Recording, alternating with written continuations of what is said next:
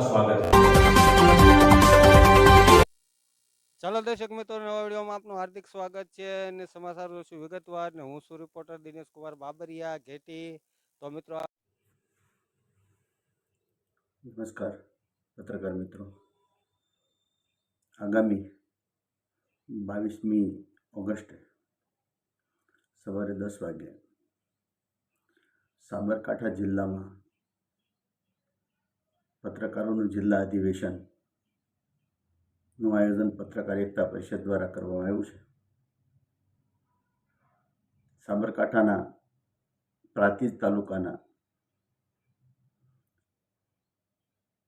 સાંભળ મહાકાળી મંદિરના હોલમાં 22મીએ સવારે 10 વાગે જિલ્લા અધિવેશન મળવાનું છે. ત્યારે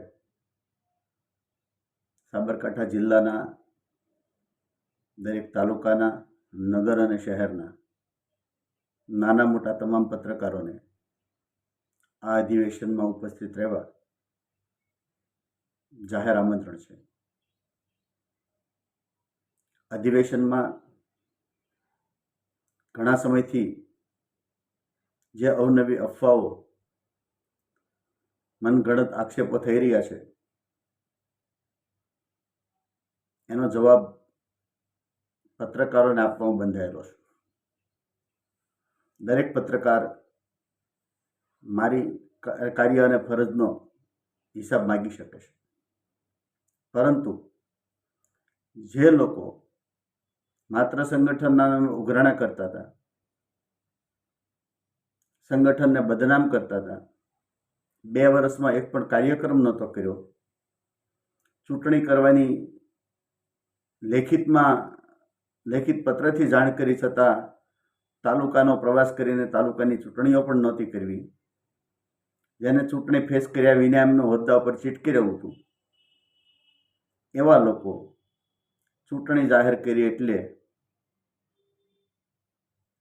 7 થી 8 જણ સંગઠનમાંથી જુદા પડી અને અલગ નામે સંગઠનની દુકાન ચલાવે છે.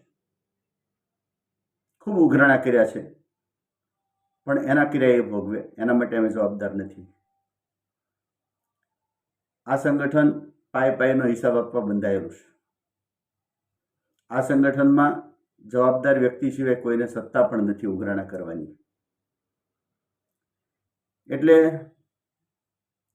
આ સંગઠન નાણાકીય ઉઘરાણા કરવા માટે જો બનાવ્યું હોત તો આમાં ફી લઈ શકત. અમે 1 પણ રૂપિયો ફી નથી રાખી.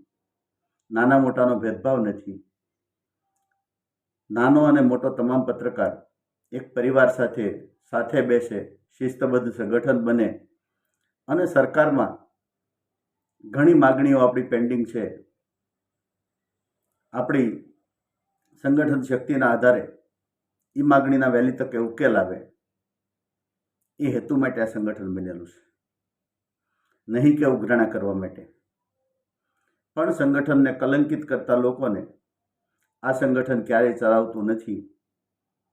જ્યારે આવા લેભાગુ અને લાલચી તત્વો નજર સામે આવ્યા છે, ત્યારે આ સંગઠને એને મુક્ત કર્યા છે, સસ્પેન્ડ કર્યા છે, અથવા તો સંગઠન છોડાવ્યું છે. એટલે અમારા ઉપર એટલો ભરોસો રાખજો. હું 5 વર્ષ મેં કરેલા કાર્યોનો અને કાર્યક્રમોનો સંપૂર્ણ હિસાબ 22મીના અધિવેશનમાં આપવાનો છું અને એ મારી ફરજનો ભાગ છે. આપ સૌ આ સંગઠનના સાક્ષી બનો. આપણે સાથે મળીએ. દરેક પત્રકારોને સ્મૃતિ ભેટથી સન્માનિત કરવાની વ્યવસ્થા તેમજ રાજસ્થા આગેવાનો તરફથી અન્ન ભેળા એના મન ભેળા એનો એવો સંદેશ સાર્થક કરવા માટે ભોજન વ્યવસ્થા પણ કરવામાં આવી છે. આપણે સૌ કાર્યક્રમને સાથે રહીને માણીશું, સાથે ભોજન કરીશું અને એક પત્રકારનો પરિવાર કેવો હોય એની મજાનો આનંદ આપણે સાથે રહીને લેશું. આપ સૌ પધારો એવી આમંત્રણ આપતી વિનંતી સાથે બસ એટલું જ. અસ્તુ. જય હિન્દ, જય ભારત.